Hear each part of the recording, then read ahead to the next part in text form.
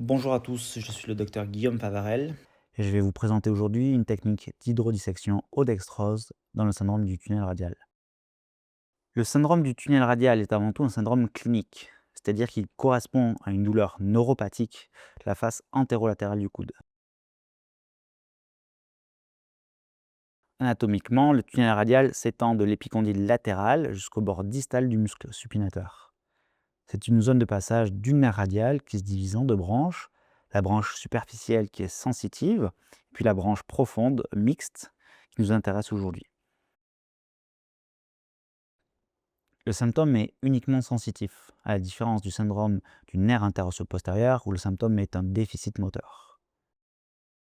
À l'examen, on retrouve un point douloureux plus distal que le tendon, qui est lui indolore.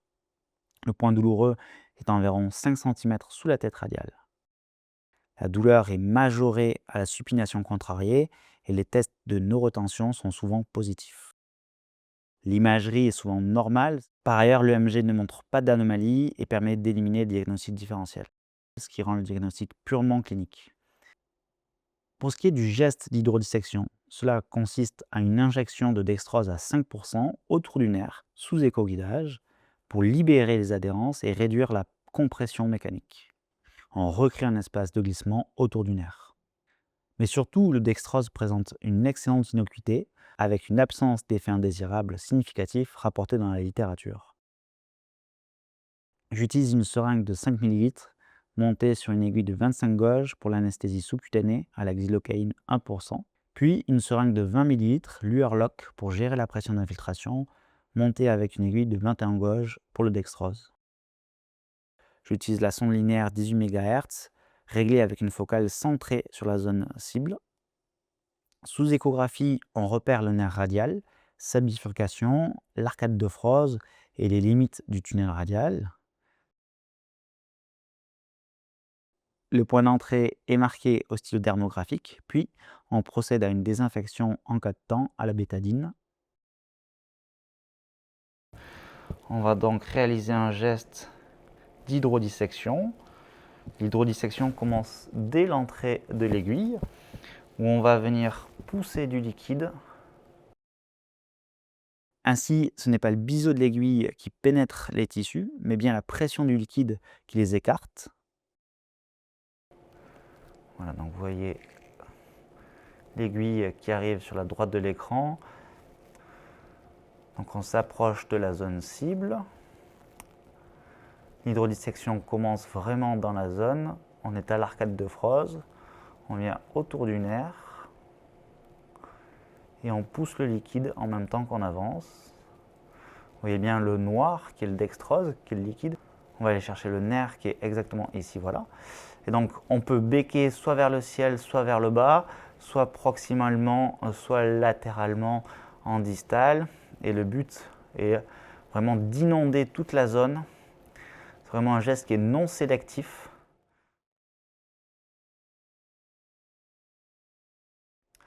On va maintenant faire l'hydrodissection de la partie superficielle. Donc à nouveau, on pousse le liquide, on ouvre devant nous. On voit bien le liquide qui pousse les tissus, bien à distance du biseau de l'aiguille. Voilà, on pousse, on pousse, on pousse. On ouvre directement tout.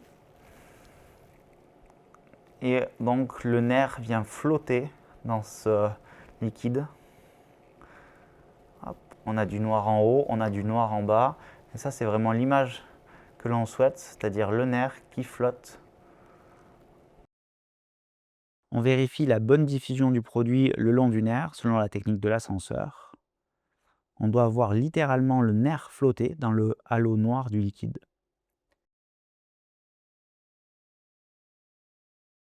Si nécessaire, on peut compléter par un deuxième geste plus distal ou plus proximal. Donc on va juste ouvrir aussi la zone distale entre les deux supinateurs. Hop, voilà, donc on pousse ce liquide. Du fait des variations anatomiques très importantes, avec une multitude de possibilités de rameaux nerveux, je fais le choix d'une véritable inondation non sélective de la zone avec quasiment 15 ml de dextrose. Un pansement sec est posé en fin de geste. Maintenant, les recommandations, elles sont simples. Nous, on est venu lever la compression. Donc, vous, ce qu'il est proscrit, ce qu'il est interdit, c'est de venir appuyer, comprimer à nouveau la zone. D'accord. Donc, pas de massage sur cette D'accord. zone, pas de brassard des épicondyliens qui appuient à cette zone. Vous savez, il y a des attelles. Après le geste, je montre au patient les exercices de neuroglissement du nerf radial. Par la position neutre, on va descendre et incliner le cou.